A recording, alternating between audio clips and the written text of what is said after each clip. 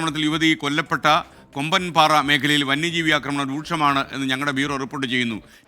T എസ്റ്റേറ്റിലെ വന്യജീവി ശല്യത്തിന്റെ ഭീകരത കൊല്ലപ്പെട്ട സോഫിയയും കുടുംബവും വിവരിക്കുന്ന ദൃശ്യങ്ങൾ 24 കിട്ടി.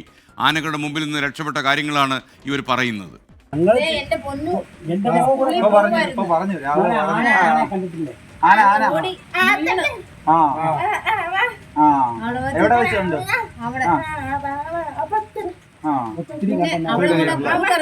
പുള്ളി പോകുമ്പോ കാണിക്കും നിങ്ങളെ കൊണ്ട് പോകും.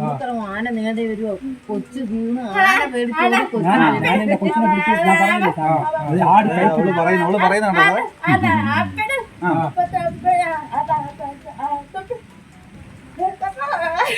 ആന ഇങ്ങോട്ട് കയറി വരുമോ.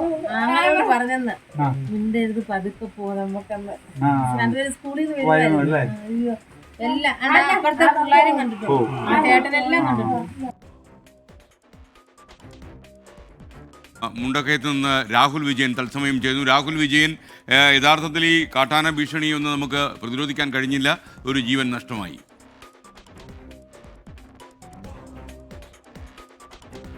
തീർച്ചയായിട്ടും ഈ ടി എസ്റ്റേറ്റിലെ കാട്ടാനയുടെ ഭീകരത എത്രത്തോളമാണെന്ന് ആ ദൃശ്യങ്ങളിൽ സോഫിയ തന്നെ വിവരിക്കുന്നുണ്ട്. സോഫിയയുടെ മകൾ ഉൾപ്പെടെ അത് പറയുകയും ചെയ്യുന്നുണ്ട്. കാരണം 25 ആനകളൊക്കെ ആ കൂട്ടത്തോടെ അവിടെ നിൽക്കുന്നു എന്ന് പറയുമ്പോൾ പലരും വിശ്വസിക്കാറില്ല. പക്ഷേ ഇനി നിങ്ങളെ ആ ദൃശ്യങ്ങൾ കാണിച്ചു തരാം, നിങ്ങൾ ആനയുള്ളപ്പോൾ വരൂ എന്നടക്കമുള്ള കാര്യങ്ങൾ പറഞ്ഞുകൊണ്ടാണ് അവിടുത്തെ ആ ഭീകരത, ഈ കാട്ടാനയുമായി ബന്ധപ്പെട്ടുള്ള ഭീകരത സോഫിയ വിവരിക്കുന്നത്. മാത്രമല്ല അവിടെ പുലിയുടെ ഉൾപ്പെടെയുള്ള വലിയ പ്രശ്നങ്ങൾ ഉണ്ടായിരുന്നു, വലിയ ശല്യം ഉണ്ടായിരുന്നു എന്നുള്ളതാണ് അറിയാനും കഴിയുന്നത്. എന്തായാലും വലിയ ബുദ്ധിമുട്ട് ഈ പ്രദേശത്ത് വന്യജീവി ആക്രമണവുമായി ഉണ്ട് എന്നുള്ളതാണ് ഏറ്റവും പ്രധാനപ്പെട്ട കാര്യം. ആ നാട്ടുകാരനായ ചേട്ടൻ തന്നെ നമ്മളോടൊപ്പം ചേരുന്നുണ്ട്. ചേട്ടാ, 25 ആനകളൊക്കെ അവിടെ ഉള്ളതാണ്? 29 ആനകളൊക്കെ കൂട്ടമായിട്ട് വന്നിട്ടുണ്ട് ആ പ്രദേശത്ത്.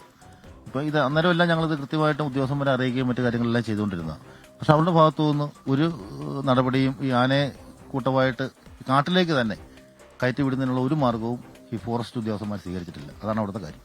അങ്ങനെ തന്നെയാണ്, അത് തന്നെയാണ് ആ ദൃശ്യങ്ങളിൽ സോഫിയയും അതുപോലെ തന്നെ സോഫിയയുടെ മകളുണ്ട്. സംസാരശേഷിയും കേൾവിശക്തിയും ഇല്ലാത്ത കുട്ടിയാണ്. ആ കുട്ടി ആംഗ്യ ഭാഷയിൽ ഉൾപ്പെടെ ആ ഭീകരത വിവരിക്കുന്ന ദൃശ്യങ്ങളാണ് ഇപ്പോൾ പ്രേക്ഷകർ കാണുകയും ചെയ്തിട്ടുള്ളത്.